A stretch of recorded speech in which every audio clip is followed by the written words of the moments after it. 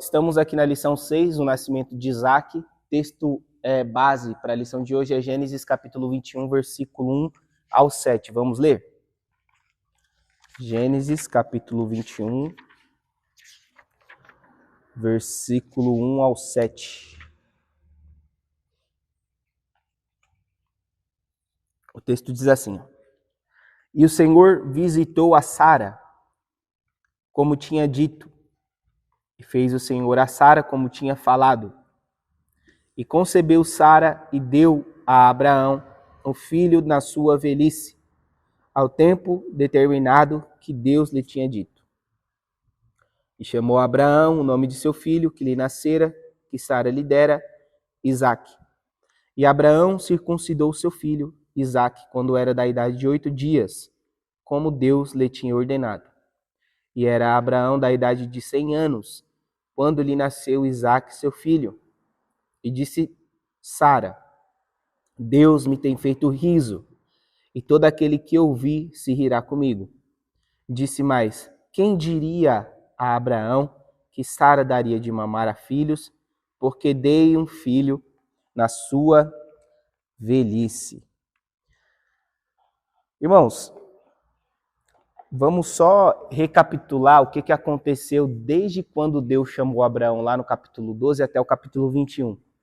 São muitas histórias, que acontecem entre um capítulo e outro, uma cronologia de aproximadamente 25 anos em poucos capítulos. Então, só para a gente refrescar a memória, o que aconteceu até o capítulo 21. Capítulo 12, a gente sabe que foi o chamado inicial de Deus a Abraão.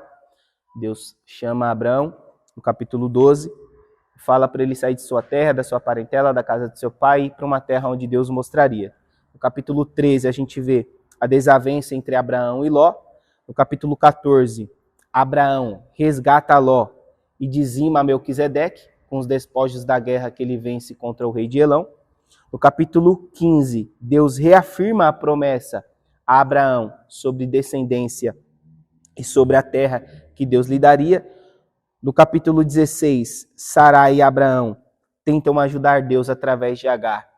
E Abraão tem um filho com Agar, que é Ismael. No capítulo 17, Deus faz uma aliança com Abrão e muda o seu nome e constitui ali o pacto da circuncisão, que a gente viu na minha aula anterior, antes da do João. Capítulo 18, Deus aparece a Abraão e Abraão recebe ali os 3 anjos de sua casa. Capítulo 19 foi a aula anterior, ministrada pelo presbítero João, quando Deus destrói Sodoma e Gomorra e livra Ló e as suas filhas. E capítulo 20, Abraão, então, depois disso tudo, ele vai morar em Gerar. Quando ele vai morar em Gerar, no capítulo 20, de novo ele omite a informação de que Sara é sua esposa e manda ela dizer para Abimeleque, rei de Gerar, que era só irmã. Acontece a mesma coisa que aconteceu lá no Egito. Abimeleque, pega Sara para si, e aí Deus intervém de novo, na mesma história. Abimeleque, não toque em Sara, porque é mulher do meu servo Abraão, senão você vai morrer. E aí o Senhor resolve toda essa desavença. Abimeleque abençoa Abraão com alguns bens. E aí chegamos no capítulo 21, onde o Senhor de fato visita Sara e concebe então o filho da promessa, Isaque. Então, foi isso que aconteceu do capítulo 12 até nós chegarmos aqui no capítulo 21. Mas é interessante também a gente destacar aqui essa cronologia de tempo, Quanto tempo se passou desde quando Deus fez a promessa a Abraão até, de fato, o filho da promessa nascer. Então, quando Deus chama Abraão no capítulo 12, vamos colocar aqui, capítulo 12, Abraão tem 75 anos. Vou colocar aqui,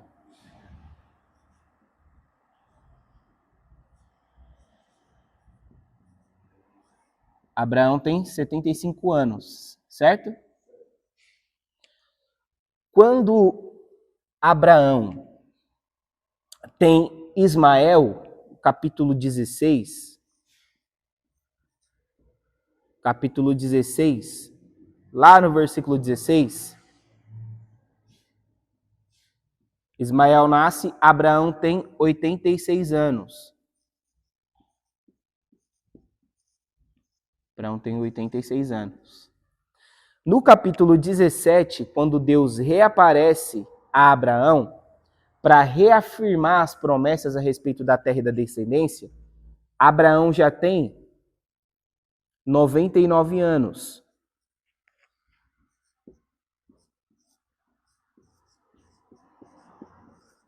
Então, Abraão tem 99 anos. Então, do capítulo 17 até o capítulo 21, se passaram quantos anos? 1 ano, porque no cumprimento da promessa, Abraão tem 100 anos. Então, no capítulo 21, que é o texto que a gente vai trabalhar hoje, Abraão tem 100 anos.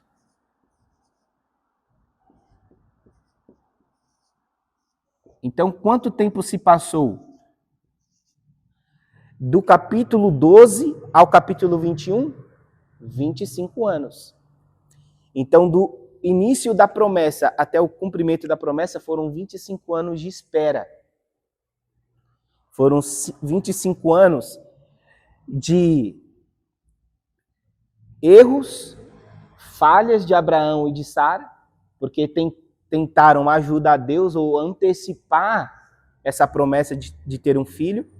E aí a gente vê durante todos esses anos Deus intervindo radicalmente na vida de Abraão e Sara, solucionando ali os seus problemas e reafirmando que ele era todo poderoso para cumprir as promessas. Então, do capítulo 12 ao capítulo 21, se passaram um total de 25 anos, tá? Então, isso daqui é para a gente não se perder e se localizar cronologicamente dentro da história de Abraão.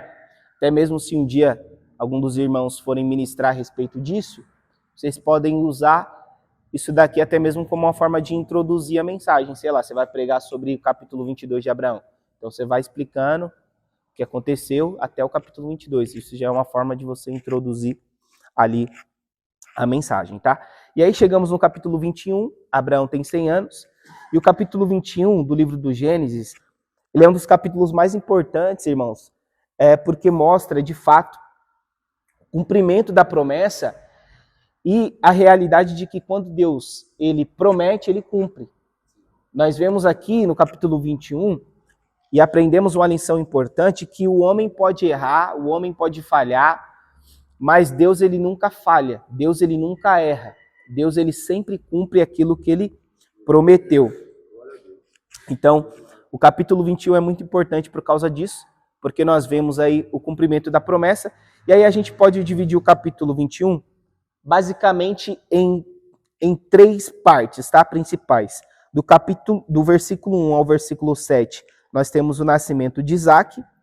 Do versículo 8 ao versículo 21, nós temos a expulsão de Ismael e Agar.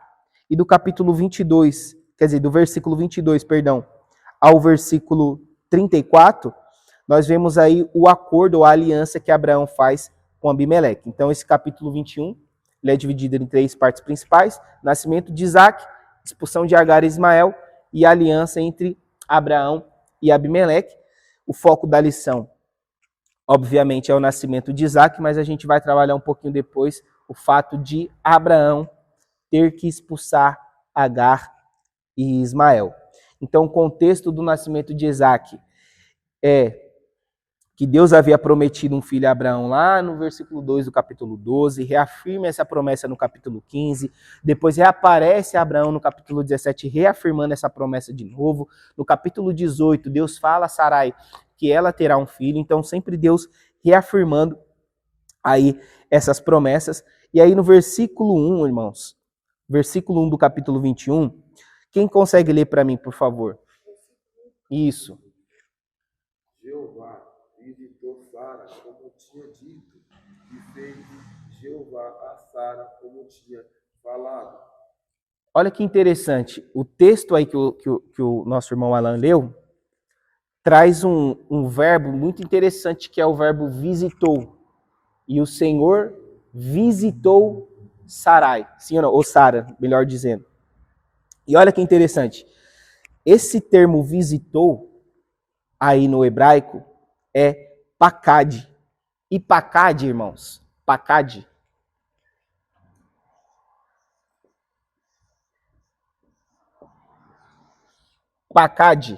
que é o termo visitou, ele não significa simplesmente uma visita ou uma mera observação. Por exemplo, eu posso visitar a casa do Alan e simplesmente ir embora e essa visita não mude nada dentro da sua casa. Eu simplesmente visitei. Só que esse verbo aqui, pakad, ele não só denota uma visita comum, mas uma intervenção específica. Então, esse verbo pakad significa uma intervenção específica de Deus. Então, vou colocar aqui, ó, pakad significa uma intervenção. Esse mesmo termo é utilizado lá em Êxodo capítulo 3, versículo 16, quando Moisés diz assim, ó, hoje o Senhor visitou o seu povo, e hoje o Senhor livrará Israel das mãos de Faraó. Ou seja, esse verbo sempre aparece quando Deus visita o povo na intenção de agir, na intenção de intervir na história. Então, quando o texto diz que Deus visitou Sara, Deus está dizendo que ele não só apareceu a ela para observá-la, mas para intervir na sua história. E essa intervenção era justamente Deus abrindo a madre Diana. Deus intervindo diretamente na esterilidade dela. Se lembra que eu falei na aula passada que Sara culpou Deus pelo fato dela ser estéril? Ela disse assim, o Senhor me impediu de ter filhos. Só que a gente viu lá em Gênesis capítulo 11, versículo 30, que Deus não deixou ela estéril, que a esterilidade dela era culpa dela mesma. E aí, Deus não agiu na esterilidade, mas agiu para deixar ela fértil. É o Senhor dizendo assim, eu não tenho culpa na sua incapacidade, mas eu tenho poder para resolvê-la. Não fui eu que causei, mas eu tenho poder para solucionar o problema. Então, esse visitou é Deus intervindo poderosamente, abrindo a madre de Sara, e fazendo com que ela tenha capacidade de gerar. Então, todas as vezes que Deus decide visitar alguém, ele não visita simplesmente para observar, não é uma visita vaga, ele visita para intervir na história e fazer com que aquilo que ele prometeu se cumpra, tá? E aí, olha que interessante, na minha versão diz assim, ó, o Senhor foi bondoso com Sara. Por quê? Porque esse verbo visitou também denota misericórdia e graça.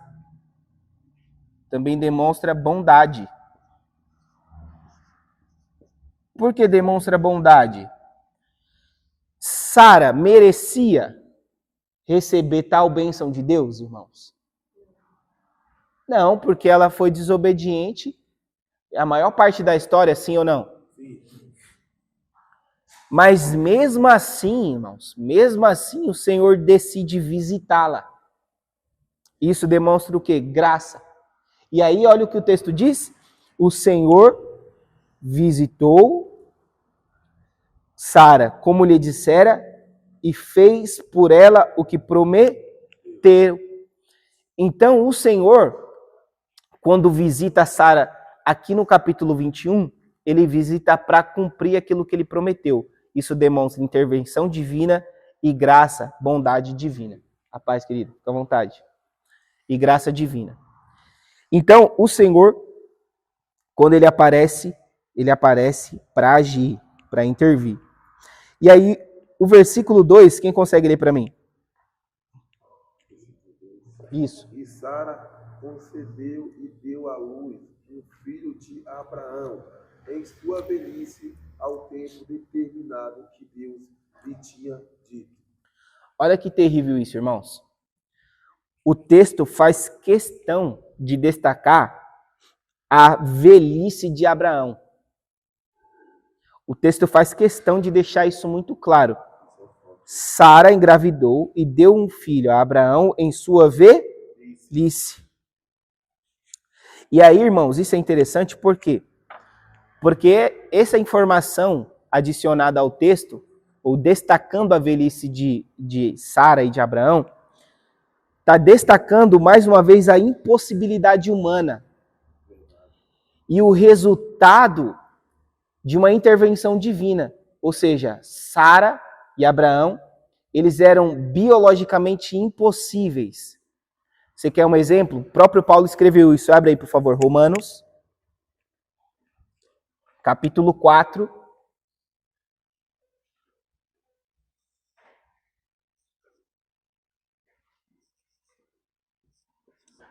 Versículo 19. Isso. Não enfraquecendo na dele, não tentou para o seu próprio corpo, já amortecido, pois era já de quase 100 anos, em tão pouco para o amortecimento do ventre de Sara. Quem tem outra versão? Lê aí. Abraão tinha quase 100 anos, mas mesmo quando ele pensou a respeito do seu corpo, que já estava como morto, ou quando lembrou que Sara não podia ter filhos, a sua fé não enfraqueceu. Meu Deus. Seu corpo já estava como? Morto. Na sua versão diz o quê? E não se enfraquecendo na fé, não atentou para o seu próprio corpo, já amortecido, pois era já de quase 100 anos, nem tão pouco que o ventre de Sara já estava amortecido. Olha só. O corpo de Abraão já estava amortecido porque ele já tinha quase 100 anos e o ventre de Sara não tinha capacidade alguma de gerar por causa da sua idade. Então, olha só, um homem de 100 anos e uma mulher de 90 anos, biologicamente, estou falando aqui de ciência, biologicamente uma mulher de 90 anos não tem condições nenhuma de gerar, de engravidar.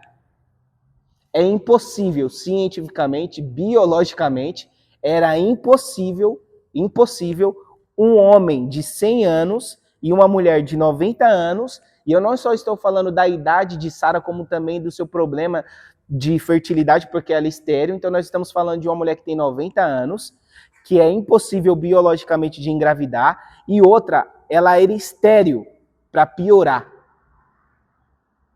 Mas mesmo assim, o que acontece? Ela gera Isaac. Ou seja, a situação deles era impossível, irmãos. Mas se lembra na aula passada que eu mencionei, quando Deus aparece a Abraão no capítulo 17, versículo 1? Abre aí para mim, leia, por favor. Gênesis 17, 1.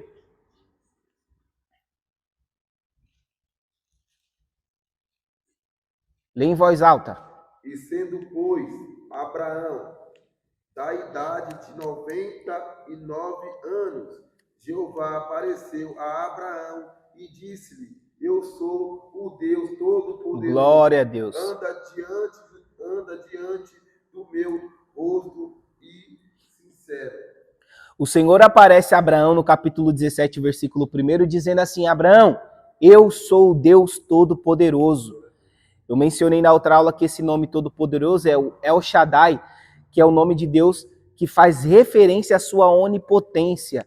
Então Deus está olhando para a situação de Abraão, que é uma situação que é incapaz de gerar, já é de idade, Sara também é estéril, e Deus está dizendo para Abraão: Abraão, eu sou poderoso, eu sou onipotente. Mas olha só, irmão, que terrível. Quando que Deus apareceu para Abraão? Capítulo 12. Abraão tinha quantos? Não era mais fácil Deus realizar a promessa aqui? Abraão estava mais jovem, sim ou não? Sara também estava mais jovem, ela tinha aproximadamente aqui 65 anos. Sim ou não? Não era mais fácil de Deus fazer? Aí Deus, irmãos, aparece de novo para Abraão no capítulo 17, porque no 16 eles tentam dar um jeitinho e tem Agar, Abraão com 86 anos. Mas olha só, Deus não poderia aparecer para Abraão antes? Do capítulo 16 ao 17 se passaram 13 anos, irmãos. Por que Deus não apareceu antes? Por que Deus não realizou a promessa antes? Porque Deus deixou Abraão e Sara esgotar todas as suas possibilidades para poder operar. Deus deixou o cenário de Abraão e de Sara ir no mais profundo cenário da impossibilidade para ele poder agir. Para simplesmente mostrar que Isaac não era fruto do esforço humano de Abraão. Que Isaac era fruto da intervenção divina e da graça de Deus. Deus esperou o cenário piorar, Deus esperou o cenário se tornar impossível, biologicamente, cientificamente, era impossível deles ter filho. Deus esperou 25 anos, irmãos, para poder agir, para mostrar para Abraão que a promessa era dele, que ele que fez, que ele que faz, e que ele é soberano e poderoso para fazer nas nossas vidas. Então Deus estava querendo mostrar para Abraão, Abraão, eu vou esperar esgotar todas as suas possibilidades. Eu vou te levar no último, no limite, quando você pensar em desistir, eu vou fazer. Por quê, irmãos? Porque Deus só começa a trabalhar quando a gente para. Aleluia, Deus. Deus só começa a agir quando a gente para. Deus só se levanta do trono quando a gente se assenta. Enquanto a gente está tentando, enquanto a gente está fazendo, Deus deixa. Por quê? Porque o possível a gente faz. Agora o impossível é só Ele. Mas olha que terrível isso daqui, irmãos. Quando Deus aparece a Abraão no capítulo 17 falando assim, Abraão, eu sou o Deus Todo-Poderoso, Deus está chamando Abraão para crer no impossível e no sobrenatural. Sim ou não? Sim, sim. Porque mesmo aqui, Abraão já era avançado em idade, 99 anos. Do capítulo 17 ao 21 se passaram quantos anos? Apenas 1 ano. E aí Deus olha para Abraão e fala assim, Abraão, eu sou o Deus Todo-Poderoso. Isso é um convite de Deus a Abraão a confiar no sobrenatural de Deus. Mas aí olha que o Abraão fala no versículo 19 do capítulo 17. Abre aí para mim, por gentileza.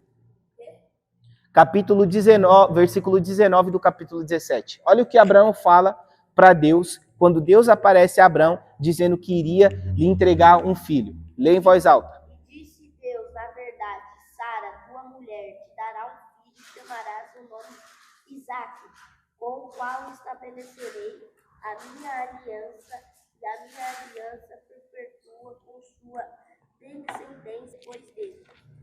Você leu o versículo 19? 19, 17, né?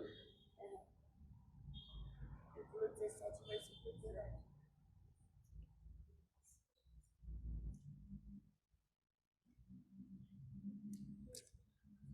Perdão, é o 18. Lê o 18. E disse Abraão a Deus, quem dará de viva Ismael diante do teu rosto? Da minha versão diz, e Abraão disse a Deus, permite que Ismael seja o meu herdeiro. Aí no 19 Deus fala para ele, então Deus respondeu, na verdade Sara, sua mulher, porque Deus destaca que Sara é sua mulher, porque Agar não era mulher de Abraão. Sara, sua mulher, lhe dará um filho, e você lhe chamará de Isaque. Irmão, olha só, vocês vão entender agora, olha só que loucura. Deus aparece a Abraão no versículo 1 do capítulo 17, dizendo assim, Abraão, eu sou o Deus Todo-Poderoso.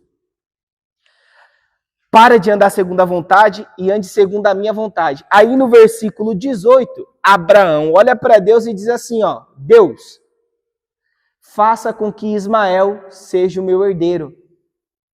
Ou seja, Deus, eu já dei um jeito, eu já resolvi o problema. Deus, não precisa não do sobrenatural, porque eu já resolvi o problema. Abraão, olha só que perigo, Abraão deixa de crer no sobrenatural e passa a pedir a Deus pelo natural, irmão. E esse é o problema da igreja do século 21. A gente deixou de orar pelo sobrenatural a Deus. E a gente está pedindo pelo natural. Olha só que terrível, a gente não ora mais por cura, irmão. A gente ora para conseguir uma vaga na cirurgia. Eita, meu Deus. A gente não ora mais para Deus enviar a providência, a gente pede para Deus agir no natural. Senhor, me concede aquela vaga. Senhor, me concede aquele médico. A gente deixou de orar por cura, a gente deixou de orar por libertação. Hoje em dia a gente não ora mais para Deus arrancar a depressão e a ansiedade. A gente ora para a irmã conseguir uma vaga no psicólogo e no terapeuta. Meu Deus. A gente está orando pelo natural, irmão. Deus está falando assim para Abraão: Abraão, eu sou o Deus Todo-Poderoso. Eu posso fazer o impossível. Abraão está dizendo: mas Deus, eu já tenho o natural, eu já resolvi. Eu quero Ismael. A gente está trocando o sobrenatural pelo natural. E Deus está falando assim: Abraão, eu não trabalho no campo da possibilidade. Deus maravilhoso. Eu trabalho no campo da impossibilidade. Enquanto for possível para você, tá beleza, Abraão, mas o que eu quero para você é algo maior. É impossível aos seus olhos, mas eu sou o Deus Todo-Poderoso. E o nosso fracasso, irmãos, o nosso fracasso como igreja hoje em dia é porque a gente deixou de crer no sobrenatural. A gente não ora mais para Deus fazer coisas sobrenaturais. A gente não vai num velório e ora para o morto se levantar. A gente ora para Deus confortar a família. Ah, mas Deus não faz mais milagre, Deus não cura em nosso meio, não vejo mais pessoas sendo batizadas, não vejo mais morto ressuscitando. Você ora, irmão. Eu conheci uns crentes que era doido, irmãos. Eles iam ali no cemitério da saudade, entravam nos velórios e oravam pelos mortos. Deus ia ressuscitar? Não sei, mas Deus falou que pela fé eu posso fazer, então eu vou lá orar. E aí a gente hoje não ora mais nos hospitais. A gente, eu, você, nós, não oramos mais, irmãos, pelo impossível. A gente está orando pelo natural. E Deus está olhando para Abraão e está dizendo assim, ó: eu sei que você deu um jeitinho aí, mas o que eu tenho para a sua vida é Isaac, não é Ismael. Meu Deus, glória a Deus. Deus maravilhoso. Você falando isso, me remeteu uma conversa que eu tive com meu pai hoje de manhã, vou compartilhar. Sim. Eu acho que a gente está muito acostumado a ouvir só o que humanamente a gente pode ouvir. Sim. A gente não procura estar sensível. Sim. Quando a gente está sensível, o Espírito Santo ele fala. Eu tive a notícia ontem que o meu primo fez um exame e tudo indica que seja um câncer no estômago. Uhum. E aí minha mãe, a primeira coisa que ela falou: a gente precisa juntar dinheiro para comprar um remédio para ele. E eu fiquei remetendo isso. Aí hoje de manhã meu pai falou a mesma coisa. Não, talvez nada não. A gente vai juntar dinheiro e vai comprar um remédio. Eu falei: pai, mas você já parou para pensar? A gente vai fazer o que humanamente a gente faz. Sim. Agora a gente tem que buscar orar para que o Senhor dê a cura para ele. Exatamente. Então eu acho que a gente acaba muito só olhando como eu posso dizer? Natural. Isso, tecnicamente, o que está na nossa frente. E aí eu falei: peraí, eu acredito que o Espírito Santo me dá uma cutucada. Peraí. Sim. Você não é cristã, você não acordou louvando, vai agora aprender a falar para o Senhor e você vem falar para o seu pai que o que vocês vão resolver é isso? E cadê a oração? Verdade. Isso é terrível. Eu posso dar um exemplo para vocês da minha filha. Os irmãos bem sabem, né, que ela nasceu com paralisia cerebral e ela não conseguia andar. E a gente conseguiu tratamento para ela desde cedo. Ela já saiu do hospital com vaga para fazer tratamento no SER, depois conseguimos na CD. E uma certa vez o Senhor disse assim: comece a orar pela cura da sua filha. Comece a orar pela cura da sua filha. E aí, irmãos, eu comecei a orar para Deus curar, para Deus curar, para Deus curar. E a gente ora com fé que Deus vai curar, mas Deus cura na hora que Ele quer, sim ou não? E aí teve uma certa feita que eu e minha esposa, a gente estava no metrô, indo para consulta, né, para terapia, que ela faz toda semana. E a gente no metrô, lá no vagão, ali na Sé, um rapaz que aparentemente tinha a mesma deficiência que a minha filha, mas já andava. Ele andava com um pouco de dificuldade, mas deu para perceber. E aí a gente está descendo ali na Sé, eu vejo uma mão me toca assim no ombro. Quando eu olho para trás, é esse rapaz. E ele disse assim: posso orar por vocês? Aí eu falei: pode sim, com certeza. Aí a gente sentou assim num cantinho, no banquinho. Ele falou assim: Deus colocou no meu coração para orar pela sua filha, eu posso orar por ela? Eu falei: pode. E aí ele colocou as mãos na perninha dela e orou, irmão, por cura, no meio do metrô, irmão. Aleluia, Deus fiel. No meio do metrô, gente passando, aquela correria doida. E ele orando, Senhor, cura, e começou a orar.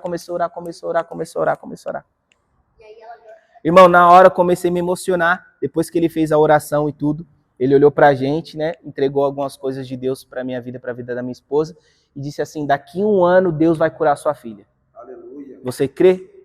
Eu falei, creio.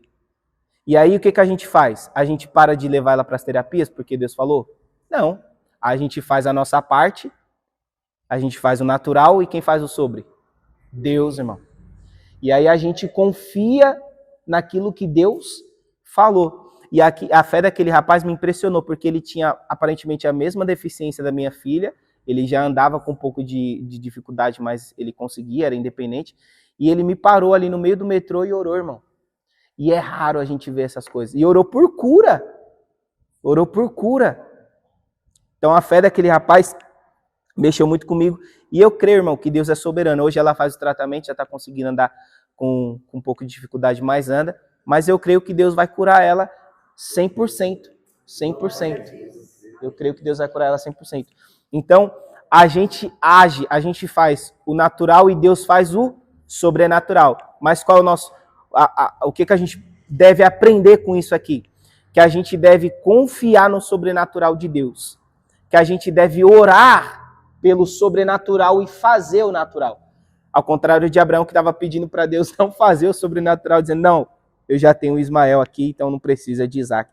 Deus disse, não, eu vou fazer você gerar Isaac através da sua mulher, Sara. Então Deus faz o impossível nas nossas vidas. E aí, olha a outra informação que o versículo 2 nos dá, irmão. Olha só a outra informação que o versículo 2 nos dá, do capítulo 21. Nós falamos aqui da velhice. Sara engravidou e deu um filho a Abraão em sua velhice. Aí olha só essa outra parte do versículo. Na época fixada por Deus em sua promessa. Tem algumas versões que dizem assim, ó, no tempo determinado por Deus. Quem tem essa versão? No versículo 2. Tempo determinado. Quem tem? Leia aí para mim. Versículo 2, capítulo 21. Aí, ó, tempo marcado. Quem tem mais? Versículo 2.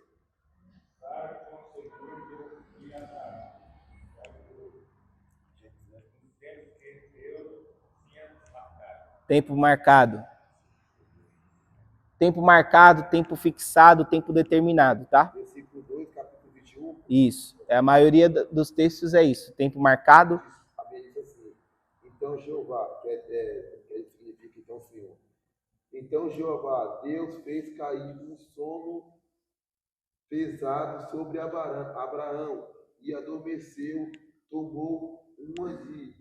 Não, não é esse não, é 21, 21, 2. Ah, 21, 2. É, texto base da lição.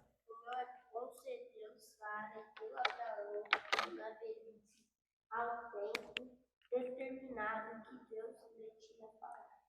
Irmão, olha só que interessante. Tempo fixado. Essa expressão aqui no original, ela se remete a um tempo, irmão, que foi literalmente fixado. O próprio termo já está claro aqui. É um tempo fixado por Deus. Ou seja, independentemente do que acontecesse do capítulo 12 ao capítulo 21, esse tempo aqui já estava fixado, determinado por Deus. Deus já tinha determinado que Sara teria Isaac nesse tempo determinado. Não importa o que acontecesse entre o capítulo 12 ao capítulo 21, esse tempo já era determinado por Deus. Mas aí, olha que contraditório. O melhor tempo para Deus agir, que foi esse tempo que foi determinado por Deus, ao mesmo tempo foi o pior tempo para Abraão e Sara terem filhos. Sim ou não? O melhor tempo para Deus agir, ao mesmo tempo foi o pior tempo para Abraão e Sara terem filhos. E aí, Deus cumpre a promessa no tempo determinado por quem? Por quem, irmãos? Quem determinou o tempo? Deus.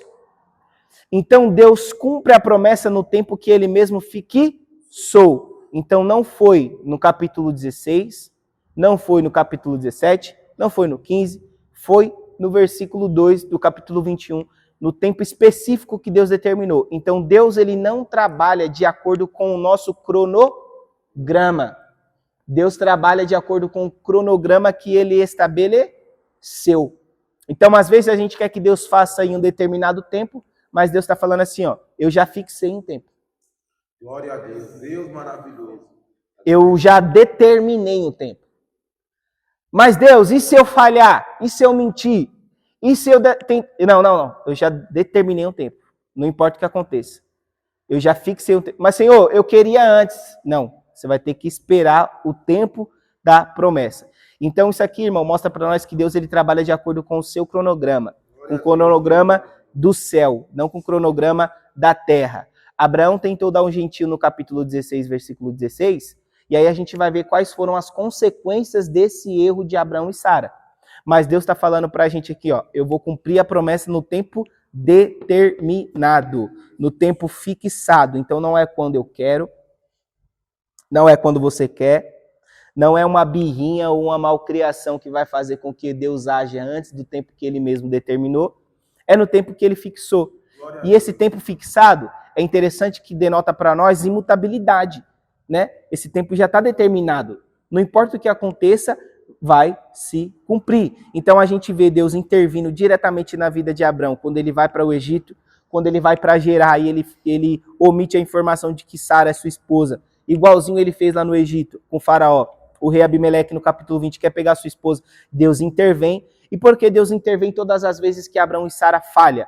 Porque ele já tinha determinado um tempo específico para cumprir a promessa. Então, se ele determinou um tempo específico no futuro para cumprir a promessa, ele tem que preservar a vida de Abraão e Sara para que eles cheguem a esse tempo determinado. Então, Deus determinou em um tempo específico daqui 2 anos que vai me abençoar. Não importa o que aconteça entre hoje e daqui 2 anos, Deus vai cumprir.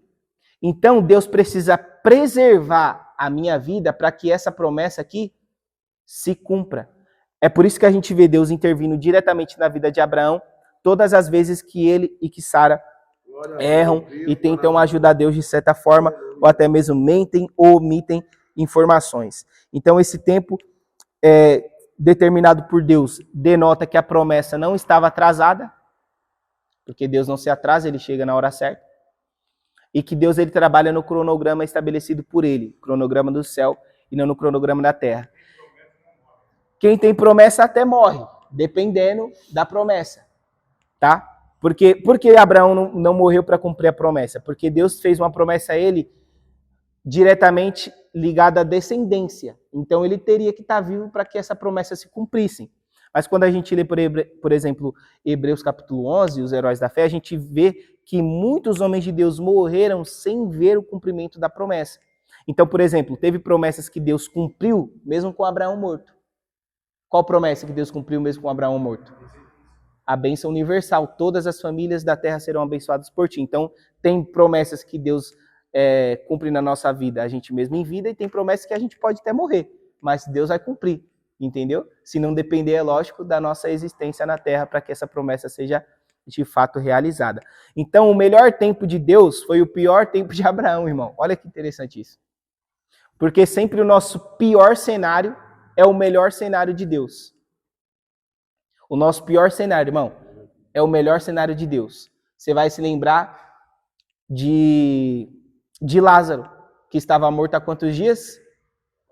4 dias. Eu sempre uso esse exemplo.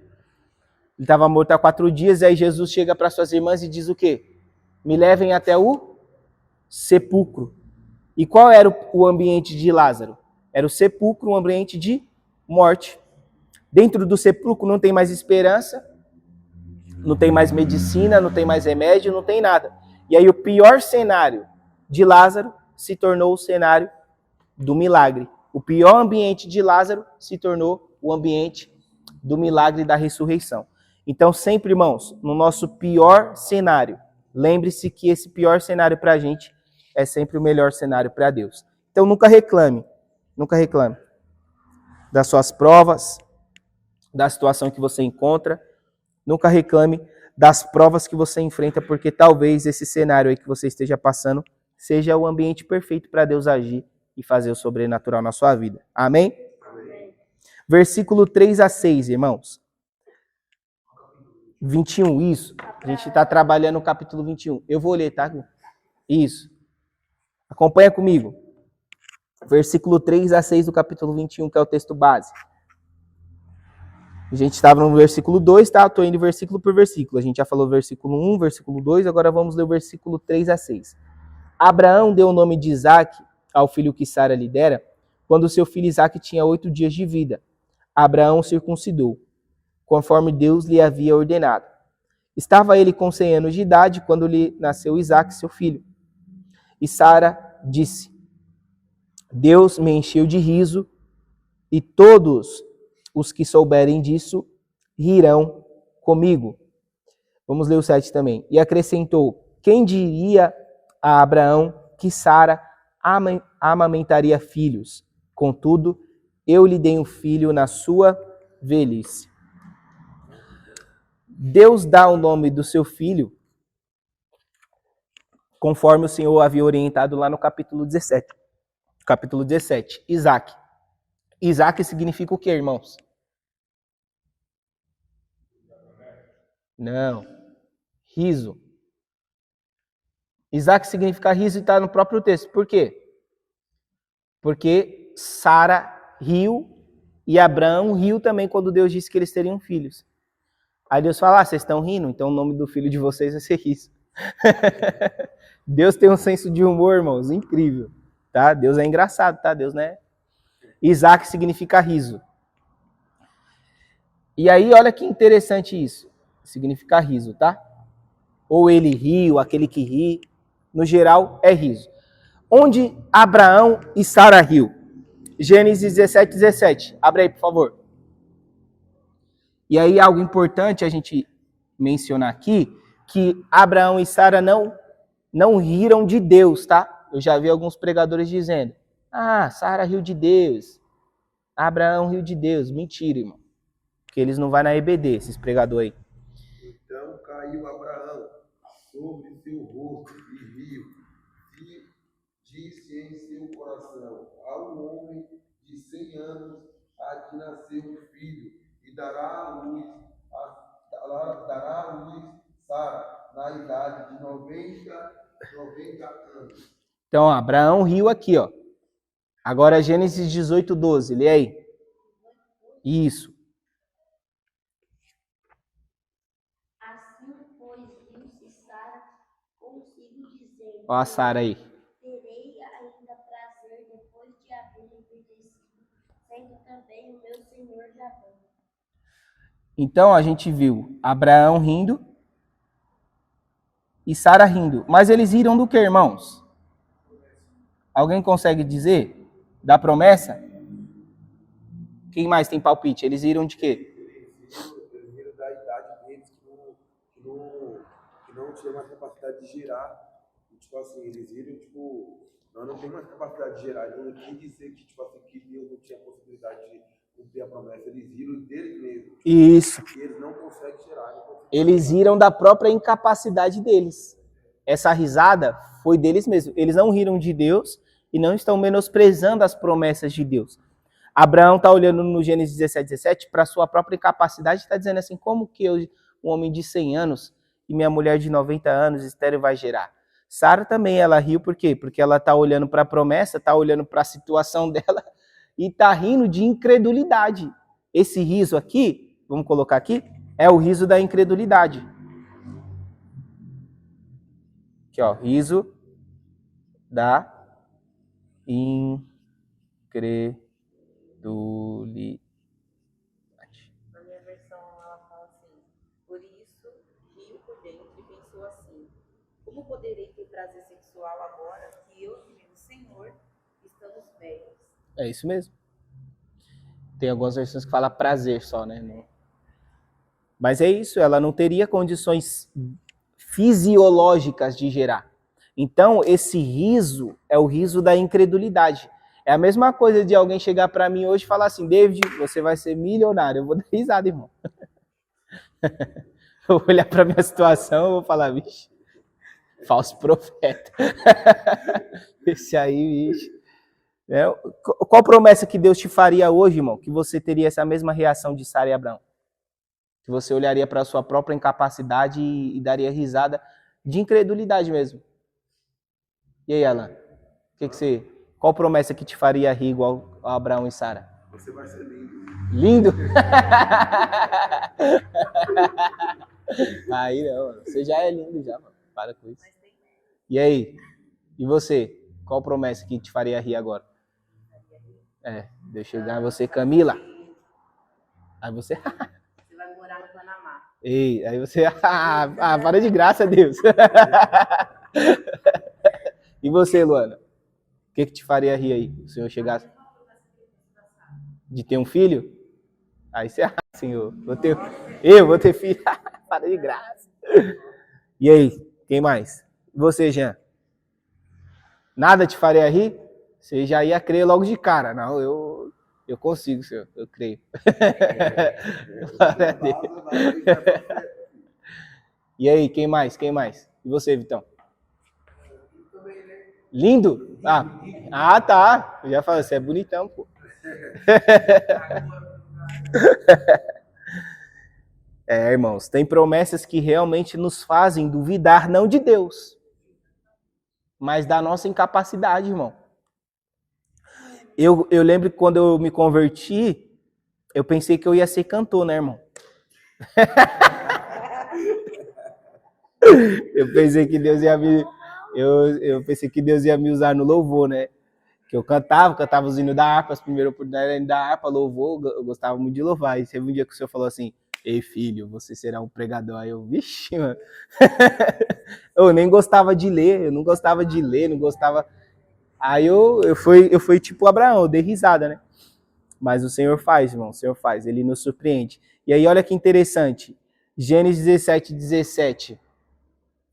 Abraão dá o riso da incredulidade, Sara em Gênesis 18:12 também dá o riso da incredulidade. Aí o que a gente acabou de ler aqui? Versículo 6. E Sara disse, Deus me encheu de riso.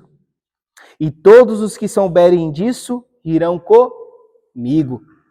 Então, Deus está transformando o riso da incredulidade no riso da alegria. Glória a Deus. Versículo 6. Deus está transformando o riso da incompetência, porque eles estão olhando para a própria incapacidade deles, e está transformando no riso da alegria, irmão, do cumprimento da promessa. Então Deus, ele é especialista, irmãos, especialista em usar esses paradoxos para nos contradizer. Versículo 6. Isso. Para nos contradizer. Por quê? Porque Deus está falando assim, vocês estão rindo? Então tá bom. Além de eu transformar esse riso de incredulidade no riso de alegria, o nome do filho de vocês vai ser riso, porque todas as vezes que vocês olharem para a promessa, vocês vão se lembrar do que eu fiz. E o riso de vocês agora não vai ser mais de incredulidade, vai ser um riso de alegria. Olha a tradução. Fala. Olha a tradução. E disse Sara, Deus me tem feito riso, todo aquele que ouvir se rirá comigo. Tipo, todos aqueles que ouvir, que nem a gente aqui agora, rirá comigo. Sim, quando ela contasse, né, por exemplo, aquele que ouvi a história, então era impossível. Do nada, uma idosa de 90 anos aparece com um bebê. Ela vai contar o que aconteceu, as pessoas vão se alegrar com ela. Então, esse riso aqui afetou a casa dela e outras pessoas também. Então, Deus transforma o riso da incredulidade em riso da alegria. Então, Deus é especialista, mais uma vez, em usar esses paradoxos aqui para nos contradizer e mostrar que Ele é Deus nas nossas vidas. Então, Ele pega aquilo que para a gente é impossível e transforma em quê? Impossibilidade. Então, ele vai transformar, irmão, seu choro em alegria. Você crê? Eu creio. Seu desespero em esperança, sua tristeza em felicidade. Eu creio, irmão. Isso aqui é um EBD, mas a gente profetiza sobre a vida de vocês também.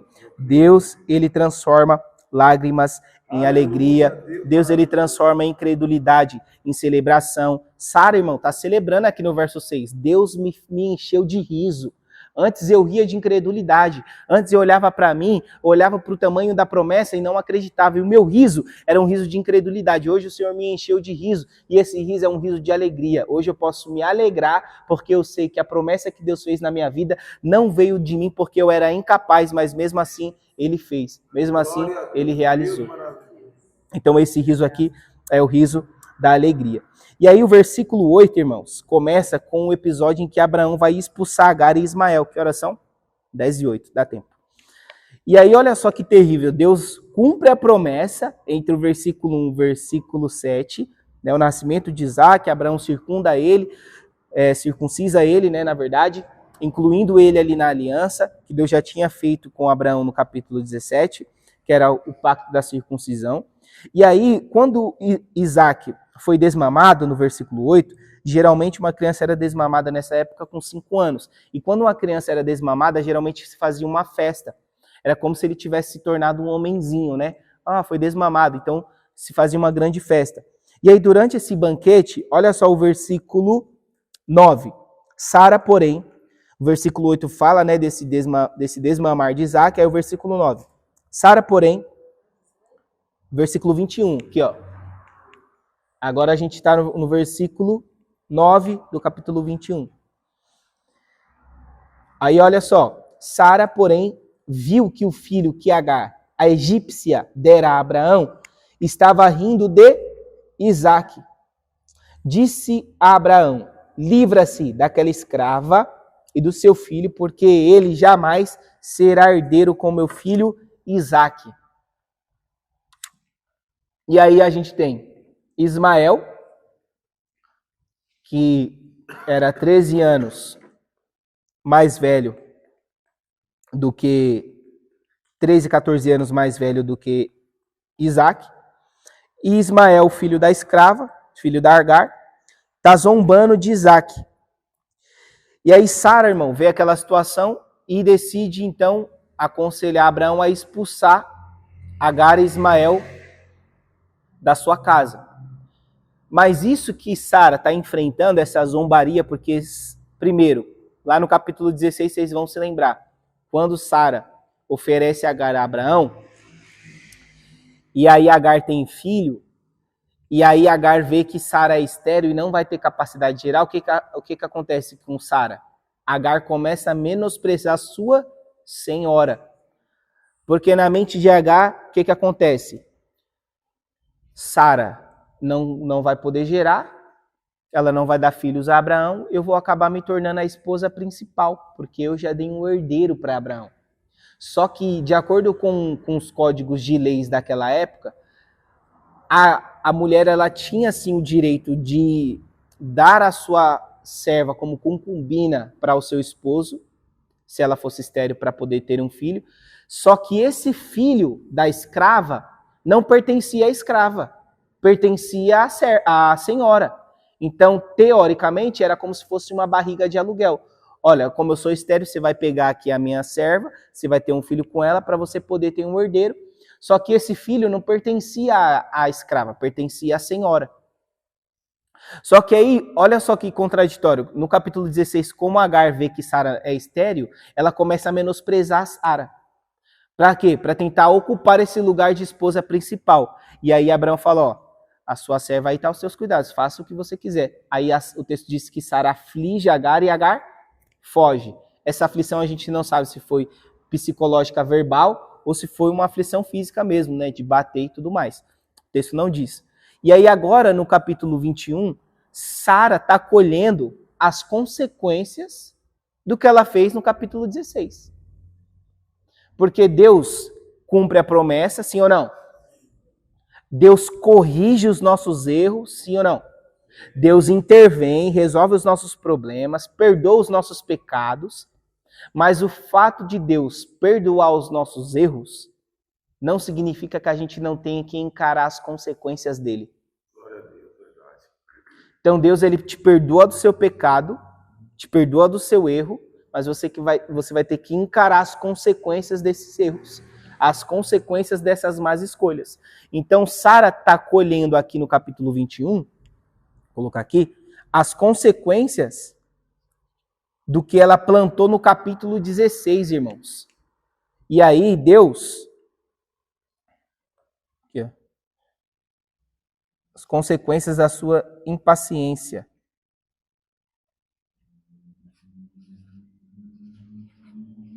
Conselho.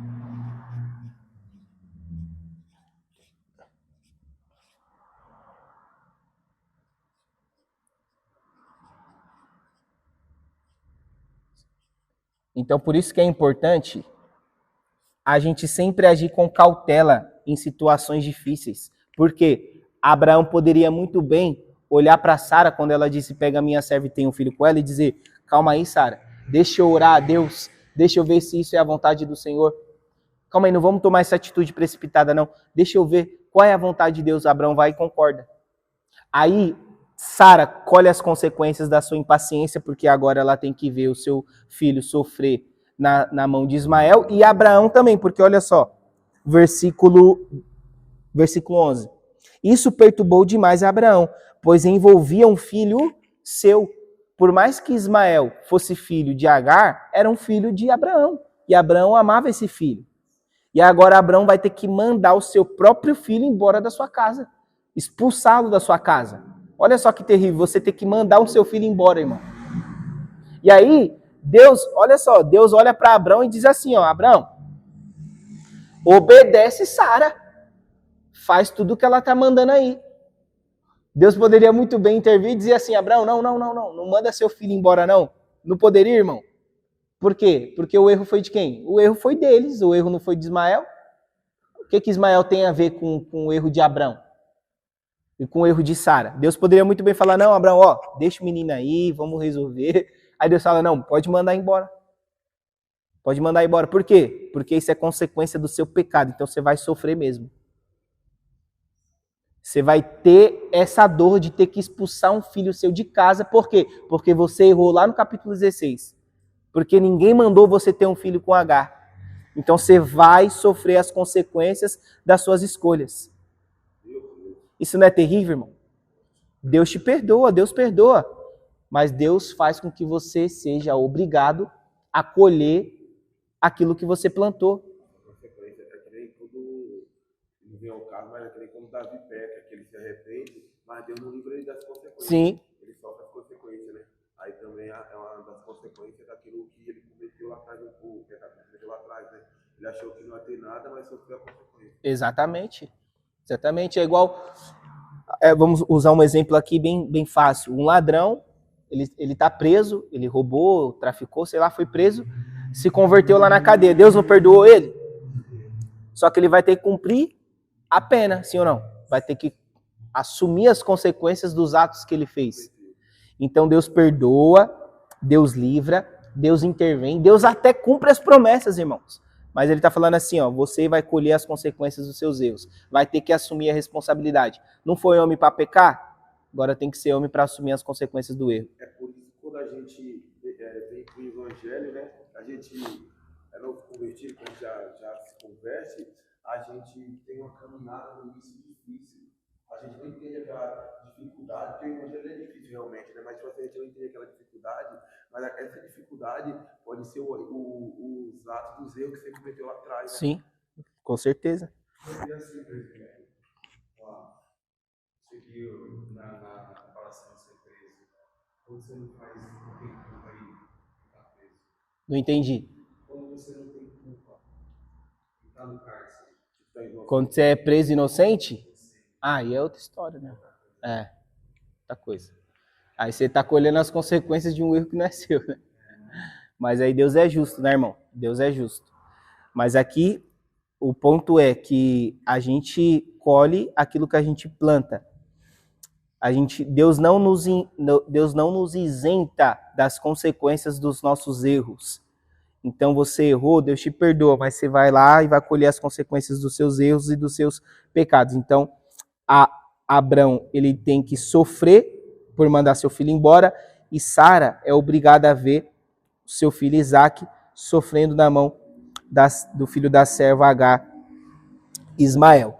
Então, irmão, Deus, mais uma vez, ele corrige nossos erros, mas isso não significa que a gente não vai ter que encarar as consequências desses erros. E aí, olha que interessante, Deus fala para Abraão assim, não, tudo bem, pode mandar seu filho embora, manda ele com Agar, faz o que Sara está mandando aí, mas olha, eu vou cuidar do seu filho. Vamos lá? Versículo, onde a gente parou? Versículo 12, né? Mas Deus lhe disse, não se perturbe por causa do menino e da escrava. Atenta a tudo o que Sara lhe pedi, porque será por meio de Isaque que a sua descendência há de ser considerada. Mas também do filho da escrava farei um povo, pois ele é o seu descendente. Na manhã seguinte, olha só, na manhã seguinte, Abraão pegou alguns pães e uma vasilha de couro cheia de água, entregou-os a Agar e, tendo-os colocado no ombro dela, despediu com o menino. E ela se pôs a caminho e ficou vagando pelo deserto de Berseba. E aí a história continua, ela vai por esse deserto, vagando por esse deserto, depois que acaba a água, ela acha uma árvore no deserto, coloca Ismael lá. E aí o texto diz que ela se distancia de Ismael, numa distância de um tiro de flecha, e alguns estudiosos vão dizer que mais ou menos um tiro de flecha nessa época alcançava de 100 a 200 metros de distância. Então ela se afasta aproximadamente essa distância e chora, e espera o menino morrer. Só que aí quando ela chora, o menino também chora, Deus ouve o choro de Ismael e envia um anjo para dar o livramento para eles. Então Deus ainda cuida do filho de Abrão, porque Ismael não tem culpa no erro do seu pai. Então, se Ismael é aproximadamente 14 anos mais velho que Isaac, e aqui aproximadamente Isaac já tinha 5 anos, ele tinha aproximadamente 18 a 19 anos nessa época. E aí o Senhor deu livramento para Agar e para o seu filho Ismael. E aí é interessante, irmãos, que o texto diz, olha só, no versículo 16, ó, e foi sentar-se perto dali a distância de um tiro de flecha, porque pensou, não posso ver o menino morrer, sentado ali perto começou a chorar. Aí no versículo 17, Deus ouviu o choro do menino. É interessante que Agar chora, só que Deus ouve o choro de Ismael, não ouve o choro de Agar. Aí Deus ouviu o choro do menino, e o anjo de Deus do céu chamou Agar e lhe disse, o que aflige Agar? Não tenha medo, Deus ouviu o menino chorar. Lá onde você o deixou, levante, pegue o menino, tome-o pela mão, porque dele farei um grande povo. Aí Deus dá esse livramento, aí o versículo 30. Deus estava com o menino. Ele cresceu, viveu no deserto e se tornou flecheiro. Vivia no deserto de Parã com sua mãe e conseguiu-lhe uma mulher na terra do Egito. Olha só que interessante, como eu disse para vocês que Deus tem senso de humor. Agar deixa Ismael a um tiro de flecha, e quando Ismael cresce, o que ele se torna? Flecheiro. Deus sempre usando essas contradições. Irmão, Ismael, agora eu não vou me recordar assim de cabeça, porque não, ele tem um grande povo, mas eu não vou me recordar agora qual o nome. Eu não lembro se é os amalequitas que vêm dele, mas eu acho que não, porque as filhas de Ló, que surgem os moabitas e os amonitas, né? Agora o de ismaelitas, Agora o de ismaelitas mesmo? É ismaelitas mesmo, né? Ismaelitas. Então ele tem um grande povo. Eu ia confundir com a descendência de Esaú, tá? Porque é a descendência de Esaú que forma essa rivalidade depois com o povo de Deus. Tem a referência, né? É isso aí. É os ismaelitas, descendentes de Ismael, irmãos. E aí o Senhor demonstra a sua graça, tá? Porque o Senhor vai lá, socorre o menino, e isso é uma demonstração da graça de Deus. Só que olha que interessante, irmãos. Ismael e Isaac, eles representam duas coisas. Ismael faz uma representação do esforço humano, enquanto Isaac representa a graça divina.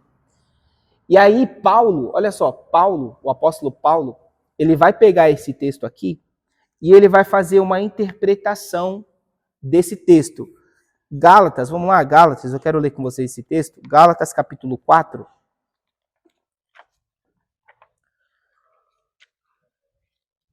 Gálatas capítulo 4, versículos 22 ao 31, tá? Eu vou ler com vocês, ó. Que aí eu vou lendo e vou explicando. Digam-me vocês, os que querem estar debaixo da lei. Acaso vocês não ouvem a lei? Pois está escrito que Abraão teve 2 filhos, um da escrava e outro da livre. O filho da escrava nasceu de modo natural, mas o filho da livre nasceu mediante a promessa.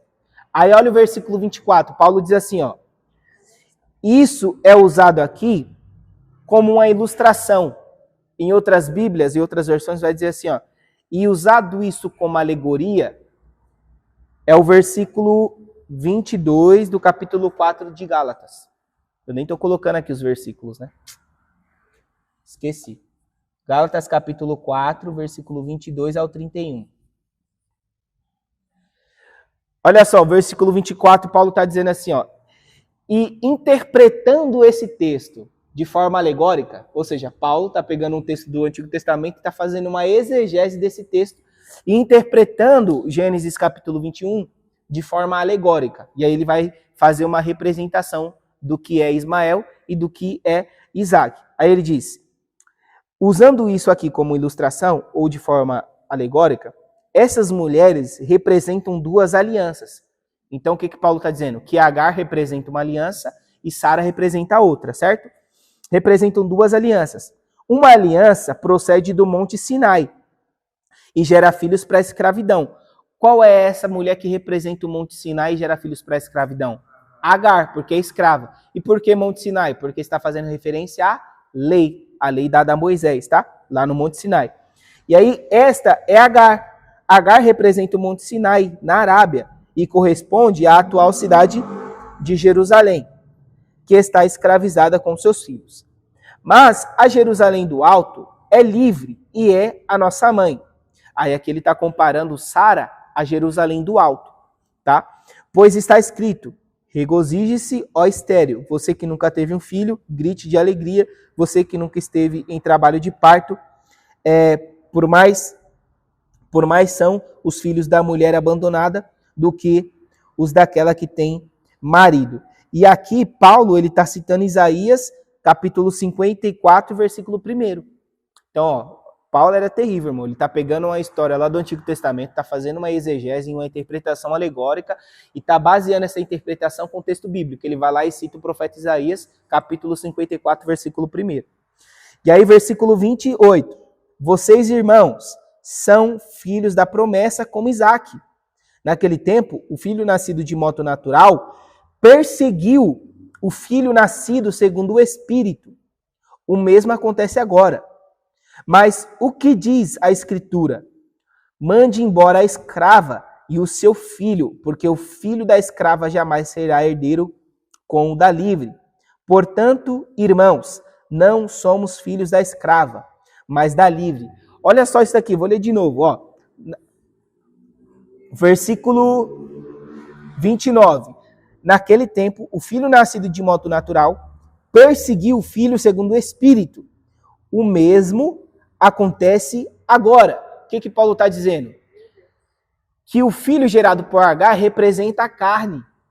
Foi o filho nascido de forma natural. E Isaac representa o Espírito, porque foi nascido pela promessa. Aí ele está falando assim, ó, o que é nascido da carne perseguia o que é nascido do Espírito. Paulo está retratando aqui a guerra que acontece entre a carne e o Espírito, irmão. Glória a Deus. Usando Ismael e Agar. Aí ele diz assim, ó, conforme diz a Escritura, manda embora o filho da carne Aleluia, Deus e a escrava. Por quê? Porque a gente é filho da promessa. Paulo está dizendo assim, ó, renuncia à carne, manda embora a carne e fica com o filho da promessa, porque a gente é filho da livre, a gente não é filho da escrava, a gente é nascido da promessa, por intermédio de quem? De Cristo. Glória a Deus. Então hoje, irmão, qual é o mandamento de Deus para a nossa vida? É mandar embora Agar e seu filho Ismael.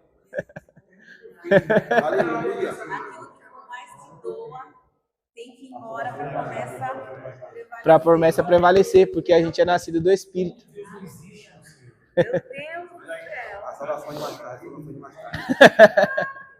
Isso aqui é terrível, irmão. É o quê?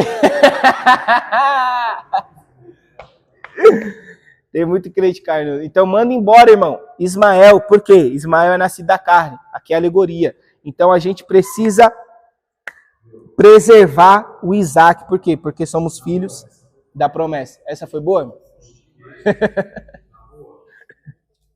Glória a Deus. Isso aqui é Paulo, irmão. Não fiz nada, só li.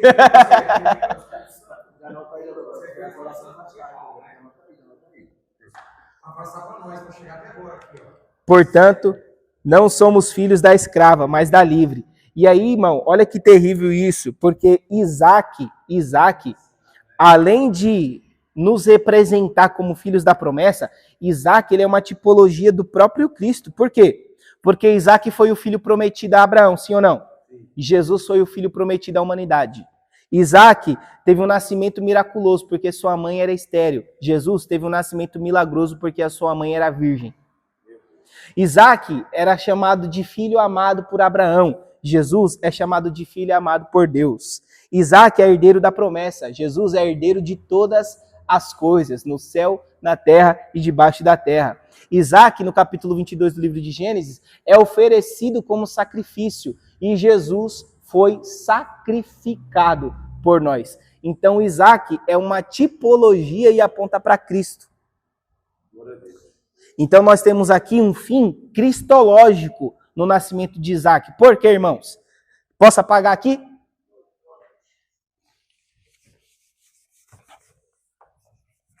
Que horas são? 29 já. Olha só. Por que Deus olha para Abrão e diz assim, ó, Abrão, o que vai herdar a tua descendência não é Ismael, é Isaac. Por quê?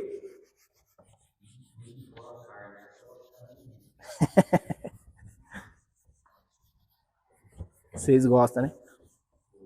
Por quê, irmão? Porque Isaac,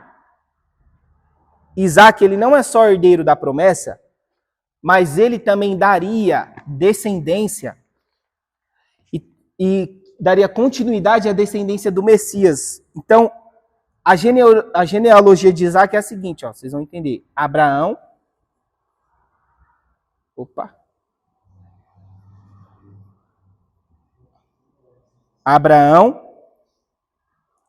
Aí, Isaac, sim ou não? Isaac. Depois de Isaac vem quem? Quem vem, irmãos? Depois de Isaac? Jacó, irmãos. Depois de Jacó. De Jacó vem quem, irmãos? De Jacó vem quem? As 12 tribos, sim ou não? A principal, Judá. Quem vem da tribo de Judá, irmãos? Davi. Quem é o descendente de Davi? Abre aí, Mateus capítulo 1, versículo 1.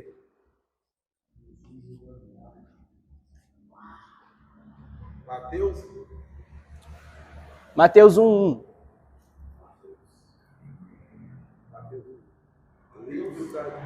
Não, pai. Depois de Judá, é leão. Livro da geração de Jesus Cristo, filho de Davi, filho de Abraão. Opa! Filho de quem? Mateus capítulo 1, versículo 1. Jesus, filho de Davi, filho de... Por que filho de Davi e filho de Abraão? Filho de Abraão por descendência. Filho de Davi, trono. Deus está falando para... Mateus está escrevendo aí. Jesus é filho de Davi, porque ele é rei por direito, e é filho de Abraão, porque é filho da promessa. E através dele, todas as famílias da terra seriam abençoadas. Então, por que Isaac é tão importante para Deus? Por que Deus não dá descendência a Ismael, que já era filho de Abraão? Porque Deus estava preparando a genealogia de Jesus. Ou seja, Isaac era só mais uma peça no quebra-cabeça da salvação. Glória a Deus. Se Isaac não nasce, Jesus não vem. Se Isaac não é gerado, Jesus não vem. Então Deus olha para Abraão e diz assim, ó, eu sei que você tentou fazer o seu jeitinho com Ismael, mas o que eu tenho para a sua vida é Isaac. Por quê? Porque se eu não enviar Isaac agora, lá na frente, meu filho não vem. Então Isaac, além de ser uma tipologia de Cristo, porque tem esses paralelos entre eles, Isaac é necessário porque ele dá continuidade a essa descendência messiânica, que resultaria na salvação da humanidade. Então, Davi, Jesus, filho de Davi. Sim.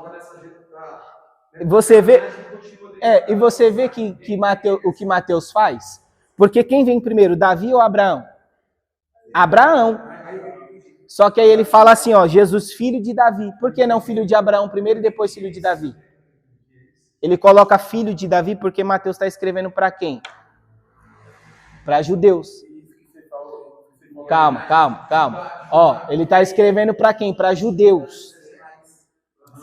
Ele está escrevendo para judeus. E os judeus tinham uma dificuldade muito grande de enxergar Jesus como quem? Messias. Na cabeça do judeu, o Messias deveria ser descendente de quem? De Davi. Para herdar o quê? O trono. Aí Mateus, como está evangelizando os judeus, ele escreve da seguinte forma: Jesus, filho de Davi. Já para acabar a conversa. Ele é o Messias. Certo? Já para pôr um ponto final. Eu estou escrevendo para judeu, então já vou deixar claro. Jesus é filho de Davi, é herdeiro do trono, é o Messias. E filho de Abraão, por quê? Porque ele também é filho da promessa. Entendeu? Então, Abraão e Davi representam duas alianças. A aliança da circuncisão, que é a aliança que Deus faz com Abraão, que resultaria no nascimento de Jacó depois de Isaac, que formaria a nação de Israel. E a aliança de Davi, que Deus faz com Davi, lá em 2 Samuel capítulo 7, que é a aliança a respeito do trono. Que Deus olha para Davi e fala assim, ó, de você sairá um descendente que reinará eternamente e estabelecerei o teu trono eternamente. Então, é duas alianças, a aliança abraâmica e a aliança davídica, e Jesus é descendente e é o cumpridor dessas duas alianças, tanto de Abraão como de Davi. De Abraão porque Jesus faz a circuncisão no coração e de Davi porque Jesus é o rei eterno que reinará eternamente. Então é isso. Amém, irmãos? Amém. Glória a Deus. Alguma dúvida? Alguma dúvida? Não. Não? Certeza? Glória a Deus, irmãos. Então vamos ler a conclusão. Conclusão diz: finalizamos essa lição afirmando que o Deus de Abraão é fiel. Suas palavras e promessas jamais podem falhar. Ele prometeu a Abraão que faria dele uma grande nação e estendeu sua promessa à sua descendência e o fez. De Abraão veio Isaque e Jacó, dos quais descendem o povo judeu. Vimos também que a tentativa de Abraão e Sara em tentar ajudar Deus trouxe consequências graves. Todavia, o Senhor é bom e agiu com graça e fidelidade para com a casa de Agar e o seu filho Ismael. Amém, irmãos? Vamos colocar de pé.